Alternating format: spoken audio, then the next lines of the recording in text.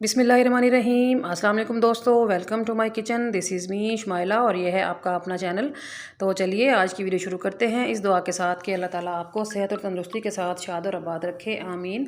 तो फ्रेंड्स, आज जो मैं आपको रेसिपी देने वाली हूँ ना, ये आपको चिकन मटन फ़िश फ्राई सारा कुछ भुला देने वाली है। ये इतनी मज़ेदार और इतनी यूनिक रेसिपी है। कभी कभार ऐसा होता है ना, चिकन खाने को भी दिल नहीं करता, ना ही सब्ज़ी बनाने को दिल कर रहा होता है। तो कुछ ऐसा दिल करता है कि जो यूनिक भी हो और छोटे बड़े बूढ़े सबको पसंद आ जाए। तो ऐसा ही कुछ मैं लेकर आई हूँ। तो शुरू कर लेते हैं। बिस्मिल्लाहिर्रहमानिर्रहीम। इसके लिए मैंने लिए हैं 3 मीडियम साइज़ के टमाटर हैं, 2 मीडियम साइज़ के प्याज हैं, अदरक का टुकड़ा है, 8-10 जवे हैं लहसुन के। इनका मैं बनाऊँगी पेस्ट, ठीक है। और ये मैंने तकरीबन 150 ग्राम के बराबर लिया है बेसन, और ये धनिया काट लिया है, और एक बड़ी प्याज को मैंने बारीक चॉप किया है, और हरी मिर्चें बारीक काटी हैं। तो शुरू कर लेते हैं। बिस्मिल्लाहिर्रहमानिर्रहीम। ये मैंने लिया है एक बाउल, और उसमें मैं ट्रांसफ़र कर देती हूँ बेसन को। तो बेसन आप अपनी ज़रूरत के हिसाब से कम ज़्यादा कर सकते हो। तो इस पर डालते हैं कुछ स्पाइसेस। हाफ़ टेबल स्पून मैंने डाले हैं chilli flakes, half table spoon मैं इसमें डाल रही हूँ नमक, और हाफ़ टी स्पून के बराबर हल्दी पाउडर, और हाफ़ टेबल स्पून भुना ज़ीरा पाउडर पिसा हुआ, और हाफ़ टेबल स्पून मैं इसमें डाल रही हूँ खुश्क धनिया पाउडर, हाफ़ टेबल स्पून मैं इसमें डाल रही हूँ अजवाइन। अजवाइन बहुत ही लाजमी पार्ट है इस रेसिपी का, स्किप नहीं करना। और 1 टेबलस्पून भर के मैंने इसमें डाला है सफ़ेद ज़ीरा, ठीक है। और अब मैं इसमें ऐड कर रही हूँ प्याज जो मैंने बारीक चॉप की थी, और जो धनिया काटा था वो मैं हाफ़ अभी ऐड कर देती हूँ, हाफ़ मैं करूँगी बाद में। और जो मैंने हरी मिर्चें काटी हैं ना, तो वो भी मैं अभी आधी यूज़ कर लूँगी, आधी मैं बाद में गार्निश में यूज़ करूँगी। और पानी लेके ना इसका हमने बनाना है पेस्ट। तो पेस्ट हम इतना गाढ़ा भी नहीं बनाएंगे और पेस्ट हम पतला भी नहीं बनाएंगे, थोड़ा थोड़ा पानी ऐड करते जाएंगे। तो ये वो वाली रेसिपी है, आपने शायद कभी नाम सुना हो, इसे वड़ियाँ भी बोलते हैं, कहीं खंडवियाँ बोलते हैं, कहीं खंडलियाँ बोलते हैं। तो ये रेसिपी वही है, लेकिन तरीका थोड़ा डिफरेंट है, यूनिक है। तो क्या तरीका है, क्या यूनिकनेस है मेरी रेसिपी में, तो आपको मेरे साथ रहना पड़ेगा, वीडियो अंत तक देखिएगा। तो इंशाल्लाह ताला आपको बहुत बहुत कुछ सीखने को मिलेगा। तो ये देखिए, मैंने इस तरह की कंसिस्टेंसी का ये बैटर रेडी कर लिया है। तो अब पैन को रख लेते हैं चूल्हे पे, और इसको पकाना स्टार्ट करते हैं। तो इसको मैं ग्रीस कर लेती हूँ, बिल्कुल थोड़ा सा, बिल्कुल ना के बराबर ऑयल लगा लेती हूँ, और इसको थोड़ा सा गर्म होने देती हूँ। तो फिर मैं इसमें इस बैटर के 2 चम्मच ऐड कर दूँगी, ये देखिए। और अब मैं इसकी बना रही हूँ रोटी, पराठा टाइप, ठीक है। तो ये देखिए, ये मैंने इसको फैला लिया है इवनली। तो जैसे ही ये ऊपर से पकना शुरू होगा ना, जैसे ही ये ऊपर से ड्राई होगा, तो ये नीचे से खुद ही पैन को छोड़ देगा।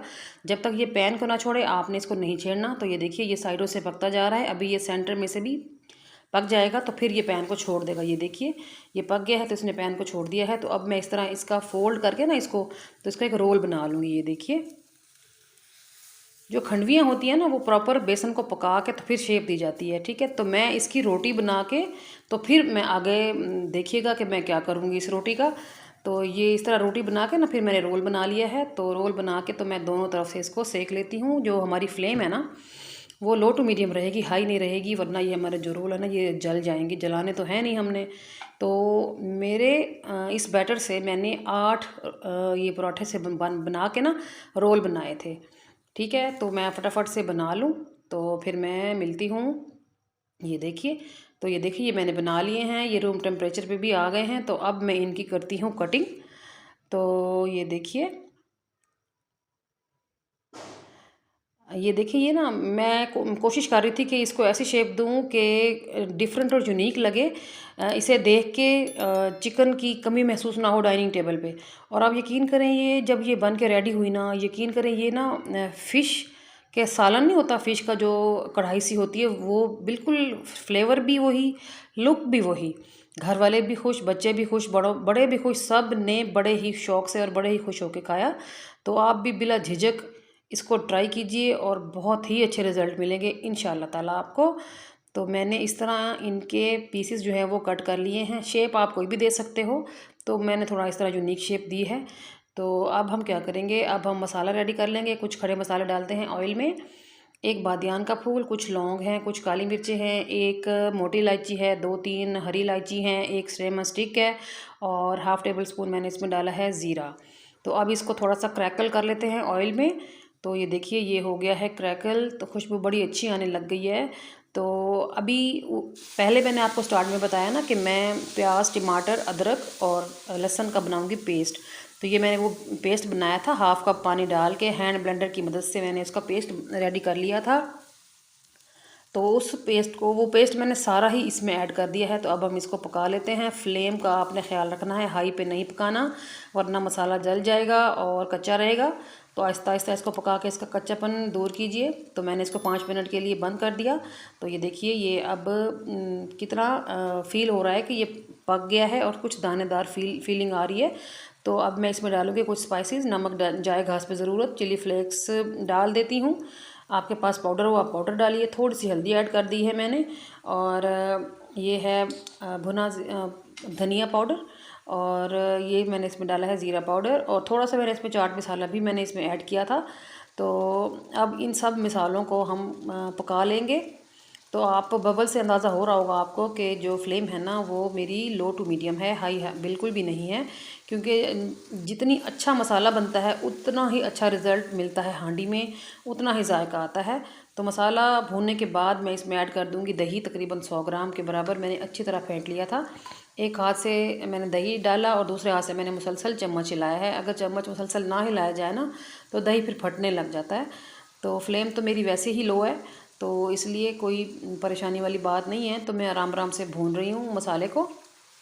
तो ये देखिए, कलर भी एकदम से चेंज हो गया है, टेक्सचर भी, और ये देखिए कितनी अच्छी सी लुक आ गई है, दानेदार सी।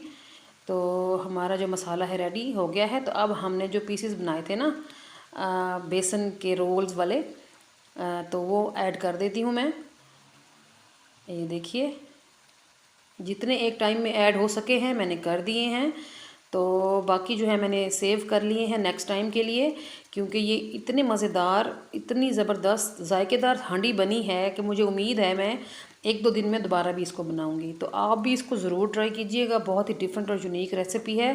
तो जिस दिन कुछ नया यूनिक खाने को आपका दिल होना तो आप इसको ज़रूर बनाएं। इंशाल्लाह ताला आप रिज़ल्ट से बहुत सेटिस्फाइड होंगे और मुझे दुआएं देंगे। तो ये देखिए, ये मैंने डाल दिए हैं। बस हमने इसको डालने के बाद हैंडल करना है आराम आराम से। तो ये देखें, जिनमें मतलब कि पूरे डिप नहीं हुए हुए ना मसाले में, उनको मैं थोड़ा सा फ्लिप कर रही हूँ ताकि दोनों साइड से मसाला जो है वो लग जाए। लेकिन आराम आराम से हैंडल करना है, एकदम से चम्मच नहीं मार देना। ये ना हो कि हमारे फिर ये जो फ़िश के पीसीज हैं, फ़िश ही हुई ना एक तरह की, तो वो टूट ना जाएं, ठीक है। तो अब इसको, जब ये मसाला बिल्कुल ही, इसमें पानी मैंने बिल्कुल भी ऐड नहीं ना किया, तो अब इसको थोड़ा सा और पकाने के लिए मैंने 1 से 2 घूंट ही पानी डाला है ताकि इसकी पकाई मुकम्मल हो जाए। क्योंकि शोरबा लंबा तो रखना नहीं, हमने इसको गाढ़ा गाढ़ा ही कढ़ाई टाइप ही बनाया है। तो ये देखिए, ये हो गया है रेडी। तो थोड़ा सा धनिया डाल लेती हूँ खूबसूरती के लिए और खुशबू के लिए, और हरी मिर्चें जो मैंने बचा के रखी थी वो भी ऐड कर दी हैं। तो ये देखिए, हमारी हांडी हो गई है रेडी। तो अब आप बताइए कि आपको मेरी रेसिपी कैसी लग रही है। अगर अच्छी लग रही है तो मेरी वीडियो को ज़रूर लाइक कीजिए, चैनल को सब्सक्राइब कीजिए, बेल आइकन को प्रेस करके ऑल पे क्लिक कर दें ताकि मैं और आप हर नई आने वाली रेसिपी में कनेक्टेड रहें। और मेरी वीडियो को लाजमी कहीं ना कहीं शेयर कर दिया करें, ये मैं आपके ज़िम्मे रोज़ाना ये काम लगाती हूँ, तो काइंडली मेरी मान लिया करें बात। और ये देखिए, मैंने कर लिया है इसको डिश आउट। तो आप बताएं, आपको पहचान में आ रही है कि ये फ़िश है या हमने ये बेसन से हांडी बनाई है? नहीं ना। तो ये देखिए, मैं आपको अंदर से दिखाती हूँ इसकी लेयर्स, और देखिए कितना प्रॉपर कुकड हो चुका है ये, और कितनी डिफरेंट रेसिपी है। तो इसको ज़रूर बनाइए, एक बार तो बनाना बनता है ना, कम से कम एक बार ज़रूर बनाएं और मुझे कमेंट में ज़रूर बताएं, कमेंट ज़रूर किया करें। तो चलिए, चलती हूँ, आज के लिए इतना ही, कल फिर मुलाकात होगी। ओके जी, अल्लाह हाफिज़।